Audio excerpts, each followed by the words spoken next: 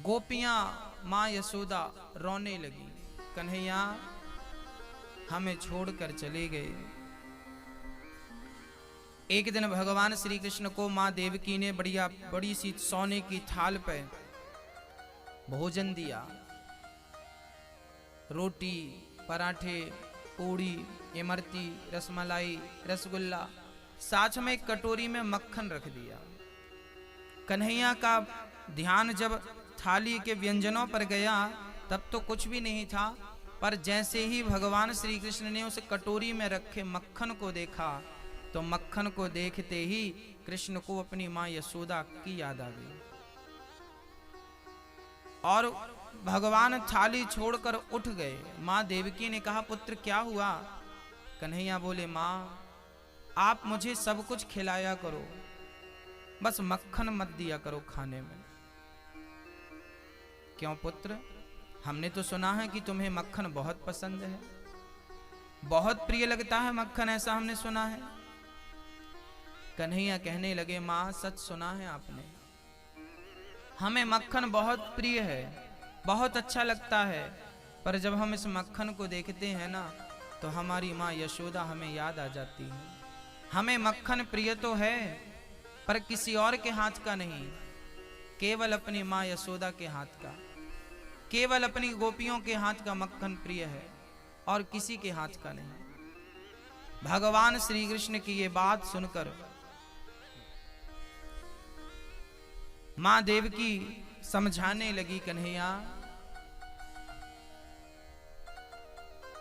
आप हमारे ही पुत्र हो, क्या आपने हमें स्वीकार नहीं किया? कन्हैया बोले, मां मेरी तो आप भी मां हो और यशोदा भी मां है, मैं कैसे भूल जाऊं उस मां को जिसने मुझे लाड़ से प्यार से मक्खन खिलाया, अपने सुख का बलिदान देकर मेरे हर कार्य का ख्याल रखा। भगवान कहकर यमुना के किनारे बैठ गए और भगवान रोने लगे। जब भक्त रोता है ना भगवान की याद में तो भगवान भी रोते हैं भक्तों की याद में। जब भगवान रोने लगे तो वहां पर श्री उद्धव जी महाराज आ गए। ये उद्धव कौन थे, मैं इनका परिचय आपसे कराऊं। उद्धव बृहस्पति के शिष्य थे, ज्ञानियों में सबसे उच्च कोटि के ज्ञानी श्री उद्धव जी महाराज थे। ज्ञानी तो थे पर उद्धव के अंदर प्रेम की कमी थी, प्रेम का अभाव था। उद्धव जी कृष्ण को रोता हुआ देखकर कहने लगे, कन्हैया आपकी आंखों में आंसू, क्या हुआ? कन्हैया बोले, क्या बताऊं उद्धव, जब से मैं वृंदावन छोड़कर आया हूं ना, मुझे अपनी माँ यशोदा की, अपनी गोपियों की, अपने ग्वाल वालों की याद सता रही है। उद्धव जी हंसने लगे, कन्हैया वाह, आप जैसा ज्ञानी आज किसी की याद में रो रहा है? आप तो भगवान हैं, आपको भी किसी की याद आती है? कन्हैया बोले, क्या बताऊं उद्धव, मैं भगवान हूं तो क्या हुआ, पर जो मेरी याद में रोते हैं ना, मुझे भी उनकी याद में रोना पड़ता है, मुझे भी उनकी याद सताती है। उद्धव क्या तुम मेरा एक छोटा सा काम कर दोगे? हाँ हाँ कन्हैया, क्या काम करना है? कन्हैया ने कहा, बस इतना सा काम करो कि एक बार वृंदावन चले जाओ और मेरी गोपियों को समझा के आओ कि वो मेरे लिए रोया ना करें। यदि वो नहीं रोएंगी तो मुझे भी रोना नहीं आएगा। उद्धव जी बोले, बस इतनी सी बात, अभी जाता हूं। कहा घनश्याम ने उद्धव से कि वृंदावन जरा जाना, वहां के गोपियों को ज्ञान का कुछ तत्व समझाना। विरह की वेदना में वे सदा बेचैन रहती हैं, तड़प कर आह भरती हैं, रो रो कर ये कहती हैं। कन्हैया ने कहा, उद्धव वृंदावन जाओ, गोपियों को मेरा संदेशा सुनाओ। उद्धव जी बोले, ठीक है। भगवान ने अपना रथ दिया, अपना दुपट्टा उद्धव के कंधे पे डाला, रथ पर बिठाया और उद्धव को विदा किया। कहा उद्धव ने हंसकर, मैं अभी जाता हूँ वृंदावन, जरा देखूं कि कैसा है कठिन अनुराग का बंधन। है कैसी गोपियां जो ज्ञान बल को कम बताती हैं, निरर्थक लोक लीला का यही गुणगान गाती हैं। उद्धव जी ज्ञानी हैं। उद्धव जी कह रहे हैं कि वो कैसी गोपियां हैं जो ज्ञान को कम, अच्छा गोपियां ज्ञान को महत्व नहीं देती थी, गोपियां प्रेम को महत्व देती थी। ज्ञान का कोई महत्व नहीं था गोपियों के लिए, और उद्धव ज्ञानी थे। आज ज्ञानी प्रेमियों की नगरी में जा रहा है, देखते हैं जीत किसकी होती है। उद्धव जी चले मथुरा से जब कुछ दूर वृंदावन निकट आया, कि वहीं से प्रेम ने अपना अनोखा रंग दिखलाया। अब प्रेम की नगरी में जैसे ही उद्धव ने प्रवेश किया तो उद्धव का दुपट्टा कांटों में उलझ गया। उलझ कर वस्त्र में कांटे लगे उद्धव को समझाने, तुम्हारा ज्ञान पर्दा फाड़ देंगे प्रेम दीवाने। वस्त्र कांटों में उलझकर सुलझाने लगे वस्त्र को तो दुपट्टा फट गया। दुपट्टे के फटते ही उद्धव ने कहा, वाह रे कांटो, कैसे कांटे हो तुम वृंदावन के, हमारे दुपट्टे को ही तुमने फाड़ दिया। तब उन कांटों से आवाज आई, उद्धव हमने तुम्हारे दुपट्टे को नहीं फाड़ा, हमने तुम्हारे ज्ञान के अहंकार को फाड़ दिया है। ये तुम्हारे जो ज्ञान का अहंकार लेकर ब्रज में तुमने जो प्रवेश किया है, ये अहंकार को समाप्त किया है। आगे उद्धव जी चले। ब्रजवासियों ने देखा कि वही रथ आ रहा है जिस रथ पर श्री कृष्ण चढ़कर गए थे। अब जैसे ही उस रथ को अपनी ओर आते देखा ब्रजवासियों ने, खुशी का ठिकाना नहीं रहा। लगता है हमारा कृष्ण आ गया, लगता है हमारा कन्हैया आ गया, कहकर श्री कृष्ण कृष्ण कृष्ण कहकर जब ब्रजवासी दौड़े और जाकर उद्धव को कृष्ण मानकर हृदय से लगाया। उद्धव ने कहा, भाई कौन हो? हम कृष्ण के सखा हैं, तो हमें गले से क्यों लगाया? अरे एक ब्रजवासी बोले, लाला मोको पहचानो ना है, मैं तारो मित्र। अरे भाई मैं उद्धव हूं। अब ज्यों उद्धव नाम बताया, सारे ब्रजवासी रथ से नीचे उतर गए। लाला मोकू तो लगे मारो कन्हैया है, पर कन्हैया जैसी शकल को कोई दूसरो ही है, मारो कन्हैया ना है। मारे कन्हैया को स्वभाव ऐसो निर्दयी तो ना है मारो कन्हैया। अब सारे ब्रजवासी रोने लगे। भाई आप कौन हो? मैं उद्धव हूं। क्यों आए हो? बोले कृष्ण ने भेजा है। अच्छा उन्होंने भेजा है, खुद नहीं आए ना। उद्धव जी जैसे ही आगे बढ़े, बताओ हमें यशोदा के घर का पता बताओ। ब्रजवासियों ने कहा, ये जो जल की धार आ रही है ना, जिस घर से ये जल की धार निकल रही है वही घर माँ यशोदा का है। उद्धव जी बोले, घर से जल की धार क्यों निकल रही है? बोले जल नहीं है, कृष्ण के वियोग में गोपियों के यशोदा की आंखों के आंसू हैं ये। चले। जैसे ही उद्धव आगे चले तो वृंदावन के वृक्ष उद्धव जी को देखकर हिलने डुलने लगे। क्या कह रहे हैं वो वृक्ष, जरा समझिए उन वृक्षों की भाषा। उन वृक्षों ने कहा कि बिटप झुक कर ये कहते हैं, इधर आओ इधर आओ। पपीहा कह रहा, पी कहाँ ये भी तो बतलाओ। मानो वृक्ष झुक कर कह रहे हैं, उद्धव यहाँ आओ और हमारा कृष्ण कहाँ है हमें बतला जाओ। पपीहा पीहा पीहा कह रहा है, मानो मेरा पी मतलब कृष्ण कहाँ है उद्धव ये तो बताओ। अब उद्धव को कुछ समझ नहीं आ रहा था। नदी यमुना की धारा शब्द हरिहर का सुनाती है, भ्रमर गुंजार से भी यही मधुर आवाज आती है। नदी का कलकल करना मानो पूछ रही है वो यमुना की धार कि मेरा कृष्ण कहाँ है, कृष्ण कहाँ है, कृष्ण कहाँ है। मानो भौरा भौरा गुंजार करते हुए मानो कह रहा है, उद्धव आए हो, बताओ मेरे कृष्ण का हाल क्या है, क्या वो नहीं आए हमसे मिलने। सारे ब्रजवासी जासु वियोग बिकल पशु ऐसे, प्रजा मातु पितु जी हैं कैसे। जब राम जी 14 वर्ष के लिए अयोध्या छोड़कर वनवास गए थे, तो उन 14 साल में 14 साल में किसी के घर दीपक नहीं जला, किसी की बेटी का और बेटे का विवाह नहीं हुआ, किसी के घर बच्चे पैदा नहीं हुए उन 14 सालों में। तेरे बिना भी क्या जीना कन्हैया, क्या करेंगे तेरे बिना जीकर, तेरे बिना कोई खुशी खुशी है क्या, कोई सुख सुख है क्या। जब राम जी रथ पर चढ़कर गंगा के किनारे पहुंचे, तो राम जी ने सुमंत्र जी से कहा कि तातश्री आप रथ को वापस ले जाइए, यहाँ से आगे की यात्रा हमें अकेले ही करनी है। जैसे ही राम जी उतरकर आगे बढ़े और सुमंत्र जी रथ को मोड़ने लगे अयोध्या की तरफ, जैसे ही अयोध्या की तरफ मोड़ते तो वो रथ के जो घोड़े थे, 4 घोड़े लगे थे उस रथ पर, वो रथ के घोड़े हिन हिना करके राम की तरफ दौड़ने लगे। यहां पर गोस्वामी जी चौपाई लिखते समय उनकी कलम ठहर गई।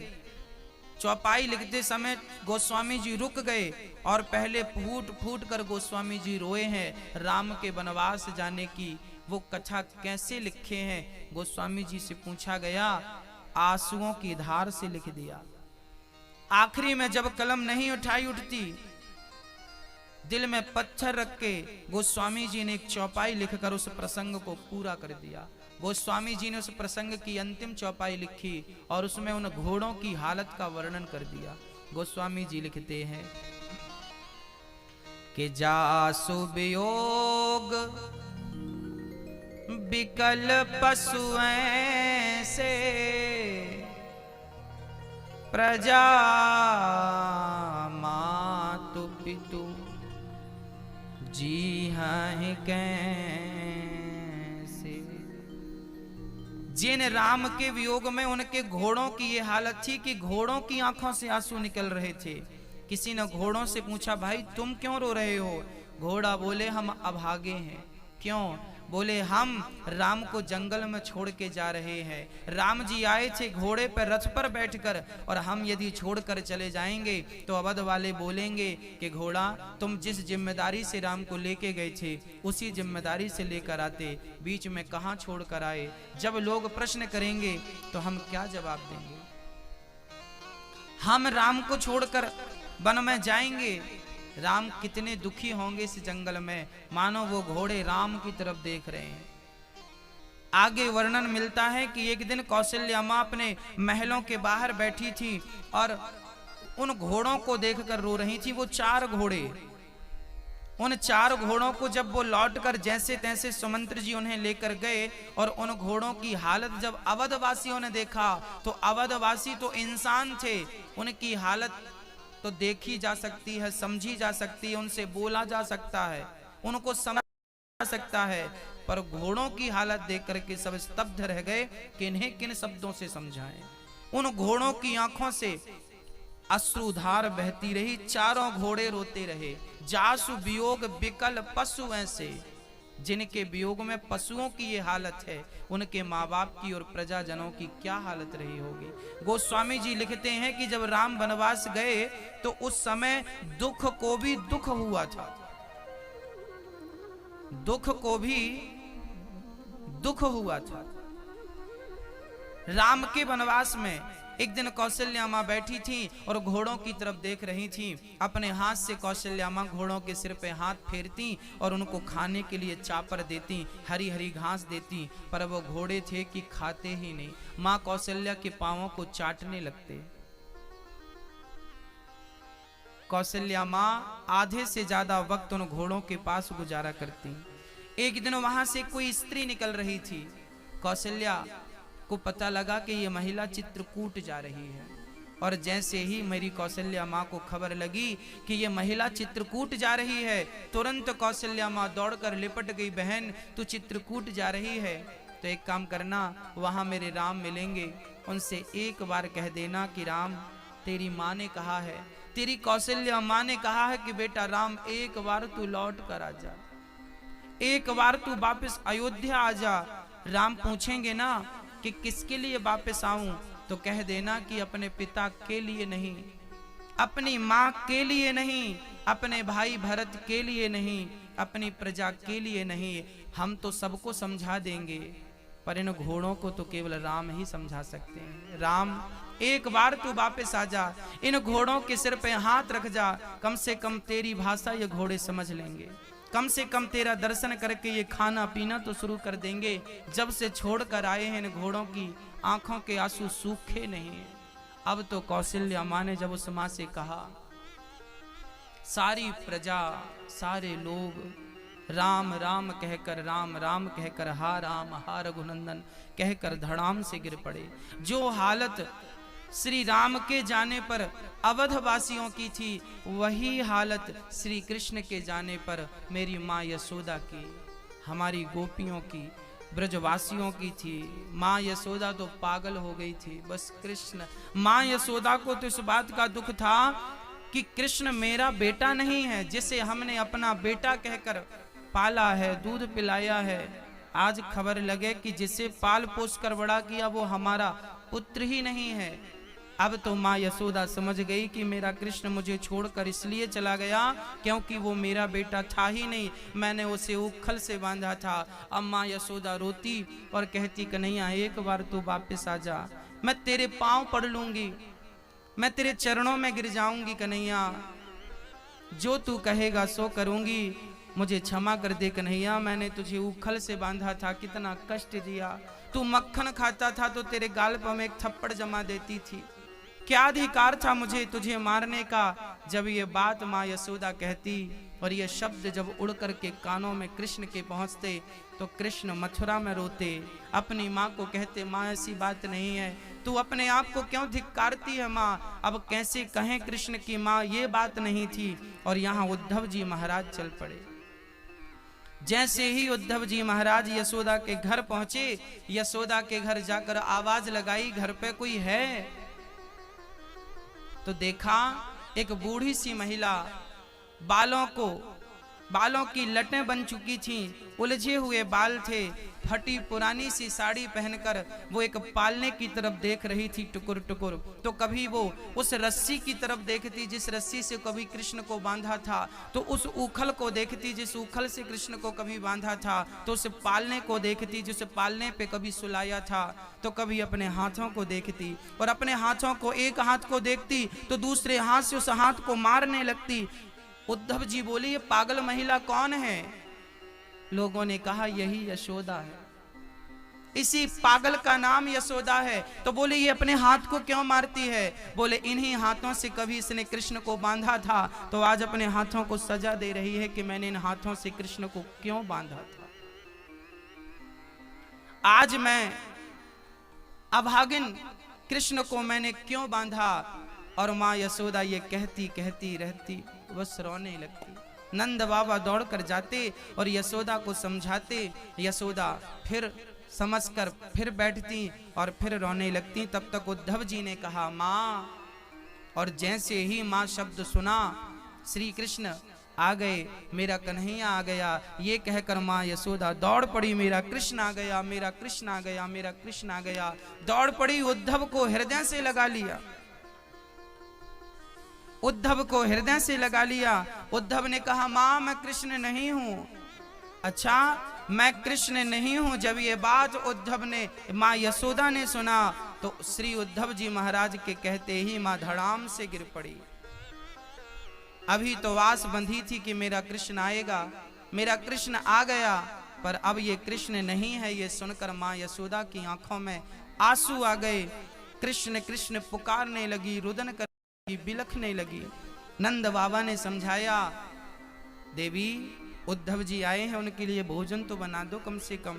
आज उद्धव के आने पर कृष्ण जिस दिन से गए हैं उस दिन से यशोदा के घर का चूल्हा नहीं जला। बस कृष्ण कृष्ण की धुन लगी है। आज माँ यशोदा ने उद्धव के लिए भोजन बनाया, उद्धव को अपने हाथों से भोजन कराया। और रोती रोती माँ यशोदा बोली, उद्धव बताओ मेरा कृष्ण कैसा है? क्या कभी वो हमें याद करते हैं? कभी उन्हें हमारी याद आती है? ऐसा कहकर माँ प्रश्न करने लगी। उद्धव ने कहा, माँ उन्हें बार बार आपकी याद आती है, वो आपकी यादों में खोए रहते हैं माँ, उन्होंने ही हमें आपको भेजा है। ये कह बात करते करते करते करते रात व्यतीत हो गई। सुबह स्नान ध्यान करके श्री उद्धव जी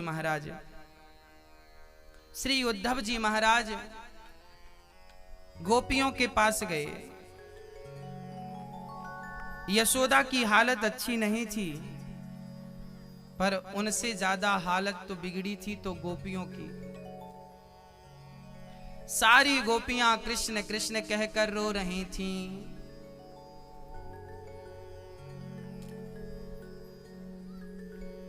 एक गोपी बोली, सखी क्यों रो रही है? बोले, मुझे कृष्ण की याद आ रही है। तो दूसरी समझाने लगी, सखी तू रोया ना कर, आज मेरे सपने में कृष्ण आए थे और उन्होंने कहा है कि मैं आऊंगा, उन्होंने कहा है कि मैं आऊंगा। तो एक सखी रो रही थी तो दूसरी रोती हुई सखी को समझा रही थी। देखिए दुख किस प्रकार से कम किया जा रहा है। एक रोती है तो दूसरी सखी जाकर उस रोने वाली सखी को समझाने लगती है।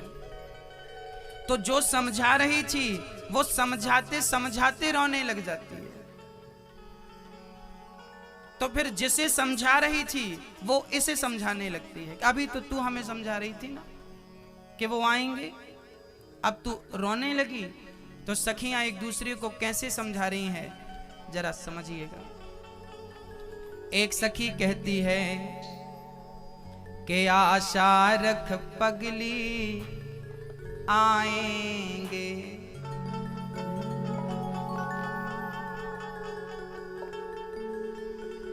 एक सखी कहती है आशा रख, ओ आशा रख, आशा रख पगली आएंगे, आशा रख पगली आएंगे, हरि आएंगे, हरि आएंगे,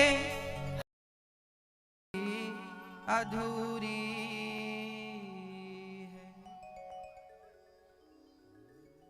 है मेरे श्याम लौट के आजा, बिन तेरे जिंदगी अधूरी है। सारी गोपियां एक दूसरे को सांत्वना दे रही हैं। तभी उद्धव जी बोल पड़े कि रोना मत, वो आएंगे। जिस ज्ञान की तुम बात कर रही हो ना, जिस तुम्हें रोना नहीं चाहिए, अब उद्धव के ज्ञान का पहाड़ा चालू। तब गोपियों ने कहा, ऐ उद्धव हमें ज्ञान की पोथी न सुनाना, हम प्रेम दीवानी हैं, वो प्रेम दीवाना। तन मन जीवन श्याम का और श्याम हमारा काम, रोम रोम में रम रहा वो मत वाला श्याम। इस तन में अब योग का नहीं कोई ठिकाना, ऐ उद्धव हमें ज्ञान की पोथी न सुनाना। सारी गोपियां उद्धव से कहने लगी, उद्धव हमें ज्ञान का पहाड़ा मत पढ़ाओ, हमें ज्ञान का पाठ मत पढ़ाओ। सारी गोपियां बस कृष्ण कृष्ण कहकर रोती हैं। उद्धव जी कहते हैं सखी तुम रोया ना करो, वैसे भगवान का ध्यान करो, वैसे भगवान का चिंतन करो,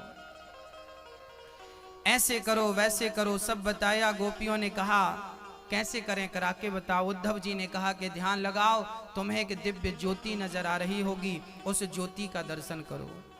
गोपियों ने कहा कि ये बताओ कि वो ज्योति जो निकल रही है वो कहां से निकल रही है।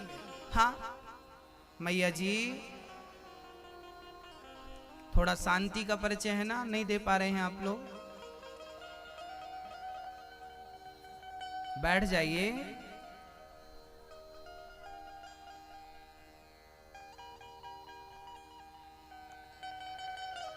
बैठ जाइए। बार बार आप लोग खड़े क्यों होते हैं? यहां आना ही पूजा नहीं है, वहां बैठ जाइए दादाजी। खड़े होके यहां प्रणाम करेंगे तो ही प्रणाम स्वीकार होगा, वहां से करेंगे तो नहीं होगा क्या? बैठ जाइए। आप लोग बड़ा डिस्टर्ब करते हैं, ना खुद सुनते हैं ना लोगों को सुनने देते हैं।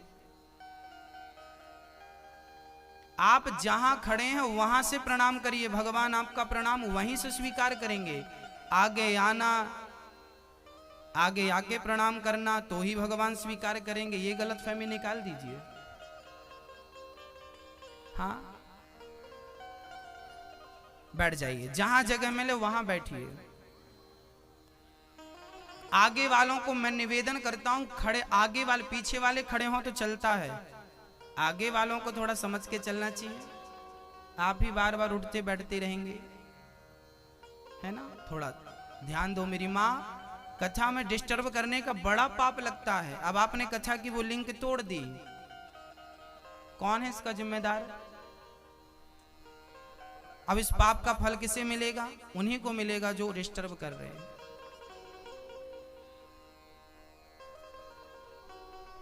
सारी गोपियां श्री कृष्ण से, उद्धव जी से कहने लगी कि उद्धव, ये जो ज्योति का आप प्रकाश हमें दिखा रहे हैं, ये ज्योति का प्रकाश कहां से निकल रहा है?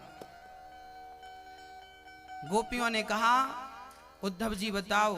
उद्धव जी बोले हमें तो प्रकाश के बारे में पता है, ये कहां से निकल रहा है हमें नहीं पता। तब गोपियों ने कहा उद्धव, ये कृष्ण के पांव के अंगूठे से निकल रहा है। तुम्हें ज्योति से काम चलता होगा, तुम्हें इस प्रकाश का से काम चलता होगा, पर जब तक हम कृष्ण की सूरत ना देखें हमारा दिल नहीं लगता। इसलिए हमें ज्ञान की जरूरत नहीं, भक्ति और प्रेम की जरूरत है। हमें रोने दो, हमें रोने दो, हमारे हाल पे हमें छोड़ दो उद्धव, हमें रोने में खुशी मिल रही है। उद्धव जी बोले तुम पागल हो, अरे किसी को रोने में भी खुशी मिलती है क्या? गोपियों ने कहा उद्धव, अभी तक तुमने रोकर देखा नहीं है, रोने में भी खुशी मिलती है। बोले किसके रोने में? अरे जब माँ बच्चे को जन्म देती है ना, तो जन्म के पहले बहुत चीखती है, चिल्लाती है, प्रसव की पीड़ा होती है, बहुत चीखती है, चिल्लाती है वो माँ। पर जब वो रोती है ना, और उसके बाद जब बच्चा पैदा होता है और बच्चा जब उस माँ की छाती से लगता है, तो माँ वो सारा रोना भूल जाती है। उस दुख में भी उसे सुख का अनुभव होने लगता है, उस दुख में भी उसे सुख की अनुभूति होने लग जाती है। यही तो रोना है। उस रोने में भी उस माँ को सुख मिल रहा है, रोने में भी उस माँ को आनंद की अनुभूति हो रही है। भक्तों, गोपियां किस प्रकार भगवान की पूजा करती थीं, किस प्रकार भगवान का चिंतन करती थीं, आज मैं चिंतन आपको करके बताऊंगा। कैसे गोपियों ने भगवान को पाया, आइए जरा हम समझते हैं इस वाक्य को। भगवान का ध्यान कैसे करना चाहिए, भगवान की पूजा किस विधि से, किस विधान से करना चाहिए। भगवान की दो प्रकार की पूजा होती है, एक शारीरिक पूजा होती है, एक मानसिक पूजा होती है। आज मैं दोनों पूजा आपको करके बताऊंगा। इसमें आपको हमारा सहयोग करना पड़ेगा। सहयोग केवल इतना कि आपको भी मानसिक पूजा करनी पड़ेगी। अब सभी लोग सावधान होकर बैठ जाइए, यहां वहां ध्यान ना लगाइए, रीढ़ की हड्डी सीधी कर लीजिए, आलथी पालथी मार के बैठ जाइए और प्रेम से आप केवल आनंद से कथा सुनिए। हाँ, जैसा जैसा मैं कहता जाऊं वैसी वैसी कल्पना करते जाइए। क्या करना है आपको? कल्पना करना है। एक होती है शारीरिक पूजा। शारीरिक पूजा कैसे होती है? सबसे पहले हमें एक आपके घर पे लड्डू गोपाल जी है कि नहीं? भगवान जी है ना छोटे से। सबसे पहले हमें एक थाली लेना चाहिए। सुबह की बात कर रहा हूं मैं। सुबह नहा करके स्नान करके निवृत्त होकर सूर्य भगवान को सबसे पहले जल चढ़ाकर, हिंदुओं की सबसे प्रथम पूजा होती है सूर्य नारायण की पूजा। सूर्य भगवान को अर्घ देना अति आवश्यक है। सूर्य भगवान को लोटा भर जल क्यों दिया जाता है? अब आप कहेंगे क्यों दिया जाता है? कारण है मैया जी, सूर्य भगवान का प्रकाश ना होना तो किसान की फसल नहीं होगी, हमारा जीवन अंधकार से भरा होगा। तो सूर्य भगवान का प्रकाश सबको जरूरी है। सूर्य भगवान के प्रकाश में विटामिन डी होता है जो हर शरीर को जरूरी होता है। तो सूर्य भगवान का प्रकाश अति आवश्यक है। तो हम जब सूर्य भगवान को जल चढ़ाते हैं ना, तो जल चढ़ाने का अर्थ होता है कि सूर्य भगवान को धन्यवाद देते हैं कि हे सूर्य भगवान, आप रोज आकर हमारे जीवन के अंधकार को मिटाते हैं, आपका धन्यवाद। रोज सूर्य भगवान को जल चढ़ाकर उनका धन्यवाद देना चाहिए। आप लोग बिजली जलाते हैं तो बिजली जलाने के बाद आप लोग बिजली का बिल देते हैं कि नहीं? आप बिल देते होंगे, परंतु आपके घर पर रोज सूर्य भगवान नई किरण लेकर, नया प्रकाश लेकर आते हैं। क्या आपने भगवान को कुछ दिया उसके बदले? अरे कुछ नहीं दे सकते आप लोग, तो कम से कम एक लोटा जल तो चढ़ाकर उन्हें धन्यवाद दे सकते हैं कि प्रभु आपका धन्यवाद, हमें बिल नहीं देना पड़ रहा है। इतना प्रकाश सूर्य भगवान हमें रोज देते हैं, उसके बदले क्या हम लोटा भर जल नहीं चढ़ा सकते? ये ईश्वर का धन्यवाद है। उनका एहसान इतना है कि हम शीश काट दें तो चुका ना पाए, इसलिए हमें जल चढ़ाना चाहिए। एक थाली लेना चाहिए, एक थाली पे चंदन से सबसे पहले स्टार बनाओ। स्टार बनाकर बीच में पुरुषों को ओम लिखना चाहिए और स्त्री है तो उसे श्री लिखना चाहिए। और उसका जो खंड रहता है ना, स्टार बनाएंगे तो खंड रहेंगे ना, उन पे लिखना है ना, एक में ना, दूसरे में रा, या णा य नमः, ना रा या णा य नमः। बोलो नारायणाय नमः, बोलो नारायणाय नमः। ये आपकी थाली पे नारायण यंत्र बन गया।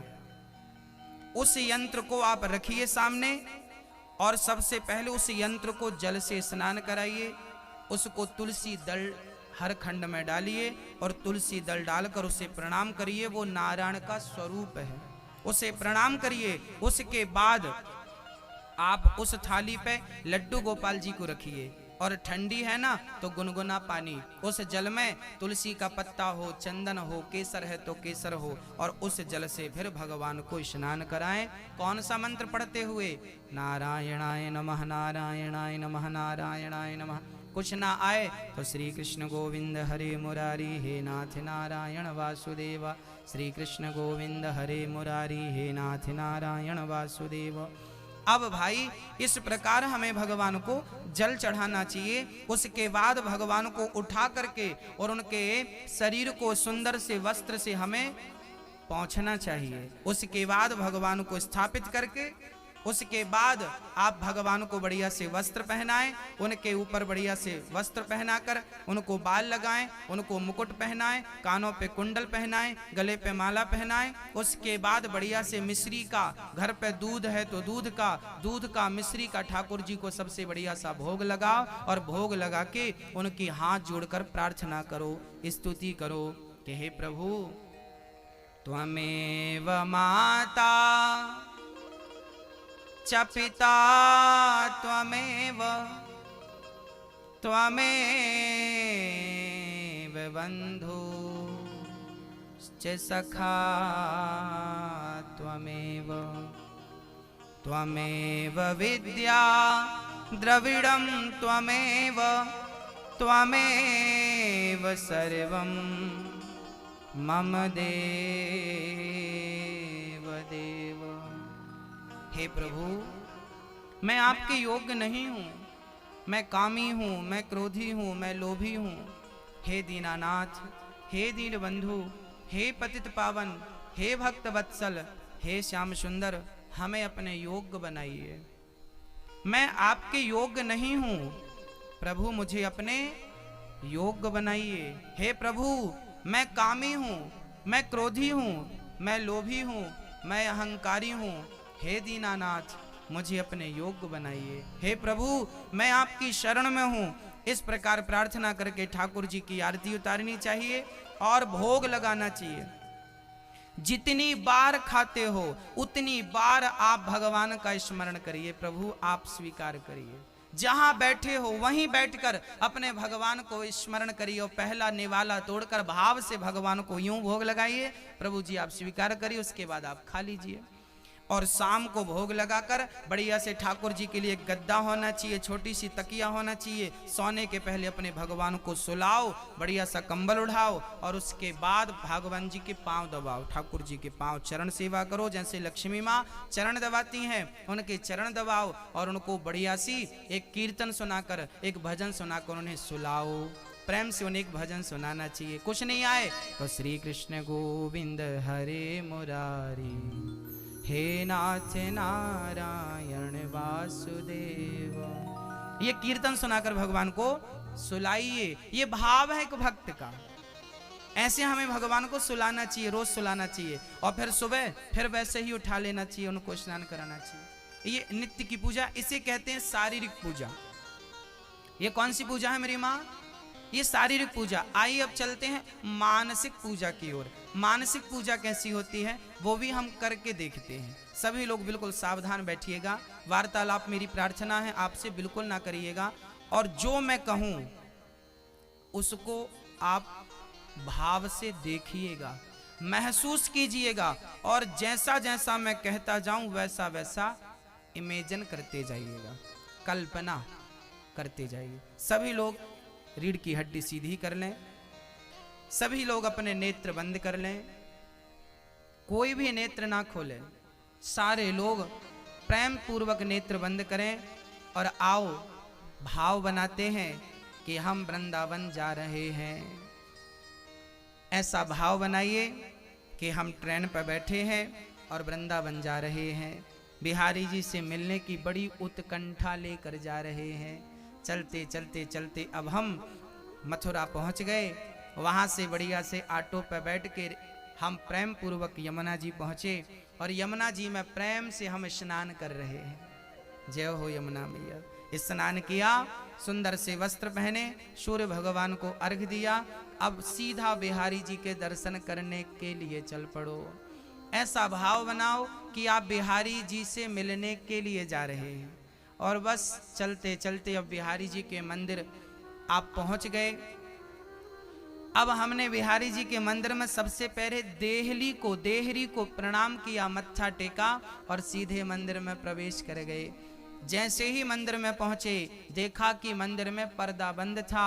खड़े होकर हम पर्दा खुलने का इंतजार करने लगे और जैसे ही अब हमारी आंखें खुली हैं, टुकुर टुकुर हम बिहारी जी की तरफ देख रहे हैं, पर बीच में पर्दा है। मन कर रहा है ये पर्दा कब हटे और कब भगवान का साक्षात्कार हो। और थोड़ी देर बाद पुजारी जी ने वो पर्दा खिसका दिया, पर्दा हटाया और जैसे ही पर्दा हटा तो मेरे श्याम सुंदर, मेरे स्वयं भगवान बांके बिहारी सुंदर सा दर्शन देने के लिए खड़े थे। उनके मस्तक पर मोर का पंख सुंदर सा लगा हुआ था। उनकी बड़ी बड़ी कजरीली सी आंखें जिनका हमने दर्शन किया, उनके सुंदर से घुंघराले घुंघराले केस, उनकी सुंदर सी बड़ी सी नाक, उनके मुस्कान, उनकी होंठ, उनके गाल, उनका गला, उनके गले पे पड़ी हुई सुंदर सी माला, उनके कंधे, उनके सुंदर से हाथ और उनका टेढ़ा सा पांव।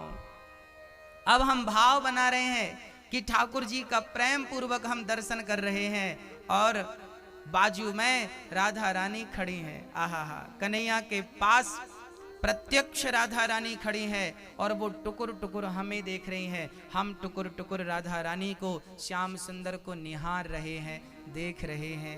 अब आप भाव बनाइए कि हम अपने हाथ से बढ़िया से कमल की सुंदर सी माला सुंदर से नील कमल की माला की सुंदर सी माला बनाकर और राधा रानी के गले पे, तो श्याम सुंदर के बांके बिहारी के गले पे हमने सुंदर सी कमल की नील कमल की माला पहनाई। और वो माला इतनी सुंदर थी कि कल्पना करिए कि ठाकुर जी के गले से होती हुई, राधा रानी के गले से होती हुई, राधा रानी के चरणों तक, श्याम सुंदर के चरणों तक वो लटक रही है। और हम दूर खड़े होकर श्याम सुंदर का, राधा रानी का प्रत्यक्ष दर्शन कर रहे हैं। अब कन्हैया हमसे कह रहे हैं, भाई